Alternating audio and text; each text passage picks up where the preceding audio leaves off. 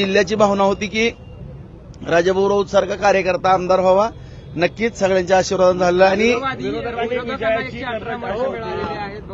मोहिते पाटील असं म्हणाले होते की अदृश्य शक्ती आमच्या पाठीशी आहे आणि 16पेक्षा अधिक मतांनी आमचा विजय होणार आहे. मतांनी काय आता आपण सर्वांनी पाहिलं, आम्ही सुरुवातीपासूनच आदरणीय आमचे मित्र जयाभाऊ असतील, मी असेल, रामभाऊ, सगळेजण आम्ही सांगत होतो की तसा काही विषय नाही, कारण सगळ्यांबरोबरचे चांगले संबंध, सगळ्यांबरोबर आम्ही चांगल्या पद्धतीने वागत होतो. त्यांच्या बाबतीत ही आज रामभाऊ जरी माझे या ठिकाणी सहकारी आहेत, त्यांच्यासमोर सुद्धा सांगतो की आदरणीय देवेंद्र फडणवीस साहेबांनी मला सूचना वेळेस केलेल्या होत्या की राजाभाऊ कुठल्याही पक्षाचा कार्यकर्ता असेल, नेता असेल, त्याच्याबरोबर तुम्ही सलोख्याचे संबंध ठेवा. कुणाच्याही दारात कधी जायची वेळ येईल सांगता येत नाही, ही निवडणूक आहे, राजकारण आहे. त्यांच्याबरोबरही गेल्या 1.5 महिन्यापर्यंत माझे संबंध चांगले होते, परंतु एवढा युगो आणि मुझे गिनो ही दुर्दैवाची बाब आहे.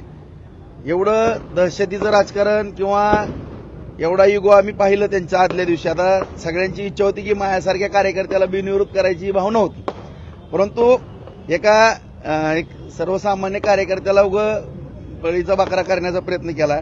त्यांना जर लय खुमखुमी होती तर स्वतःच्या घरातला उमेदवार म्हणून त्यांनी पुढे यायला पाहिजे नव्हतं. मग ही जी 118 आहे ना, ती सुद्धा पडली नसती. अशा परिस्थितीचा निकाल राहिला असता. आणि या ठिकाणी मी कुठलंही म्हणजे कुणाचेही आम्हाला उन्ही धुनी काढायचे नाहीत. या ठिकाणी जर आमचे काढायला लागले तर मग आम्ही आमच्या पद्धतीने खंबीर आहोत. दुसरा मुद्दा एवढाच आहे की या ठिकाणी आदरणीय फडणवीस साहेबांच्या, शिंदे साहेबांच्या, सुनेत्राताईंच्या मार्गदर्शनाखाली जयाभाऊंच्या सहकार्याने या संपूर्ण जिल्ह्याचा अत्यंत चांगल्या पद्धतीने विकास करण्याच्या दृष्टिकोनातून आम्ही काम या ठिकाणी प्रामाणिकपणे नक्की सभा अधिवेशन झाल्याबरोबर एक अत्यंत महत्वाची चांगली सभा होणार आहे, कारण मला घेणं गरजेचं आहे. त्यांनी ही निवडणूक विधान परिषदेची होती, नेली डीसीसी बँकेवरती. आता डीसीसी बँकेत सुद्धा आम्ही निवडणूक लावतोय आणि ते सुद्धा डीसीसी बँकेवरती अत्यंत चांगले उमेदवार काढून डीसीसी बँक सुद्धा आम्ही या ठिकाणी भारतीय जनता पार्टी महायुतीच्या माध्यमातून त्याच्यावरती सुद्धा वर्चस्व प्रस्थापित करू. कारण आपण पाहिलं की गेली 16-17 वर्ष झालं डीसीसी बँकेचा लढा आहे. माझा कुठलाही त्यामध्ये स्वार्थ ना, आपण सर्वांनी पाहिलं असेल. मी 1 लाख रुपयाचं कर्ज सोसायटीसाठी घेतो आणि तेच भरतो, नवं जुनं करतो. कर्ज तर सगळ्याला लागतंय, मला पण नॅशनल बँकेचं कर्ज आहे. ह्यांना कर्ज घ्यायला आम्ही अडवलं नाही. सहकार चळवळ जुनी जाणत्या माणसांनी भरपूर काम केलेलं आहे, चांगली बँक चालवली होती. परंतु दुर्दैवानं ही मोठी टोळी त्या ठिकाणी घुसली आणि खास करून ही जे आम्हाला बोलतात ते तुम्ही पाहिलं असेल आता व्हॉट्सअप, फेसबुकवरती सुद्धा की ह्यांनी कशा पद्धतीने बँकेचा दुरुपयोग केला, काय केला आपल्या सगळ्याला माहिती आहे. आणि माझ्यावरती आरोप, मी काय केलं, शेतकऱ्याची बँक वाचवली, 2600 रुपयाच्या ठेवी झालेल्या होत्या, त्या 6,500 कोटीपर्यंत नेले. हा काय गुन्हा आहे का? आज आपण दुसऱ्या बँकेत जर नॅशनल बँकेत गेलो तर शेतकऱ्याला कर्ज मिळत नाही. आज आपल्या कुटुंबातली बँक असल्यासारखं आपण जिल्हा मध्यवर्ती बँकेकडे पाहतो. अत्यंत उत्कृष्ट अशी बँक करण्याचाही आम्ही प्रयत्न करू. त्याचबरोबर दूधसंघ, जिल्हा दूधसंघ जो बंद पडलेला आहे, हीच मंडळी होती तिथं.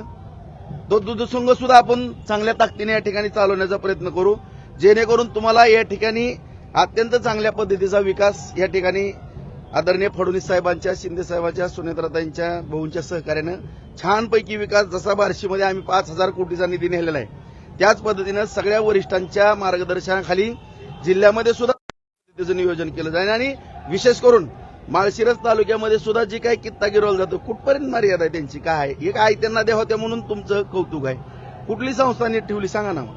प्रत्येक विकून खाल्ल्या संस्था सगळ्या. आणि हे सगळं आता तुम्ही म्हणता की मी काय राजकीय रागापोटी, अजिबात नाही. परंतु माझे व्हिडिओ व्हायरल करणे किंवा माझ्याबरोबर खोटे आरोप करणे, मला या ठिकाणी एवढंच सांगायचं, माझ्या जिल्ह्यातील तमाम जनतेला हात जोडून नम्रतेची विनंती आहे, मला कुठला डाग असलेला दाखवा तुम्ही. कुठल्या बँकेमध्ये 10 पैशाचं लपड आहे माझं, कुणाचा 1 रुपया बुडवला, कुठल्या बँकेमध्ये माझं एनपी आहे, कधी आयुष्यात 1 टाइम सेटलमेंट केली. माझा पण दूध संघ आहे, बाजार समिती आहे, 1 नंबरच्या संस्था आम्ही चालवतो. आज कृषी उत्पन्न बाजार समिती आहे, 21 कोटीची ठेव त्या ठिकाणी आहे. एवढी विकास कामं करून आज 50,000 एकर जमीन आम्ही बार्शीमध्ये ओलिताखाली आणली, MIDC केली, कारखाने उभा केले, सगळे रस्ते जोडणारे सगळे केले, एवढं दळणवळणाची साधनं केली, जवळपास 37 साठवण तलाव केले. आज आणि भविष्यात आणि 50,000 एकर जमीन आम्ही ओलिताखाली आणणार आहोत. 3 MIDC त्या ठिकाणी बार्शीमध्ये करतोय. असा चौतर्फा विकास आम्ही तालुक्यामध्ये करतोय. तीच पद्धत आम्ही जिल्ह्यामध्ये बुडवण्यामध्ये जी टोळी आहे त्या टोळीतले अनेक सदस्य आपल्या सोबत आहेत. मुद्दा 2 बाबीचा आहे. आणखीन तुम्ही म्हणता की आमच्याबरोबर आली म्हणून समर्थन करतो, अशातला भाग नाही. मी त्या दिवशी सुद्धा सांगितलं, उदाहरणार्थ आता राजन मालक त्यांनी कधी कर्ज घेतलं 30-40 कोटी की लगी भरलेलं आहे. आता ह्यांना काय आपण दोष देणार आहेत का? एकदम क्लिअर मध्ये अकाउंट आहे. आता बबनदादा शिंदेचं अकाउंट आहे एकदम क्लिअर मध्ये. संजय शिंदेनी संजय मामाने पैसे भरलेत. दिलीप मालकांनी जेवढे आमच्या बोरात जयवंत भाऊनी कर्जच घेतलेलं नाही त्या ठिकाणी. परिचारक मालकांचा कर्जाचा विषयच येत नाही. फक्त कर्ज 2 ठिकाणी अडकलं, एक माळशिरस आणि दुसरं बार्शीमध्ये. आता 550-600 कोटी रुपये अकलूजला अडकल्यात त्या परिवाराकडे आणि आमच्या इथले एक अडकल्यात 300-350 कोटी. अडकले कुठं मला सांगा ना.